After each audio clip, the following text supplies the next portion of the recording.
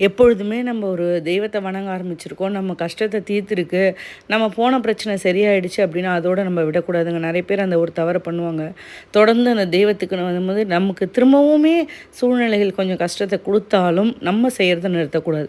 ஏன்னா, அதுக்குமே வழிவகுக்கிறது வந்து பார்த்திங்கன்னா, அந்த தெய்வமா தான் இருக்குங்க. அதனால நீங்க வந்து எந்த தடைகள் வந்தாலும், உங்களால முடிஞ்சது இயன்றது ஒரு ஒரு சின்ன சாக்லேட்னா கூட வாங்கி குடுத்து, அந்த தெய்வத்த நீங்க வந்து போய் பார்த்துட்டு வந்தா மட்டும் போதுங்க. கண்டிப்பா உங்க வாழ்க்கையில ஒரு நல்ல மாற்றம் வந்துட்டே இருக்கும். அதனால அத நீங்க வந்து மனசுல எடுத்துக்கோங்க.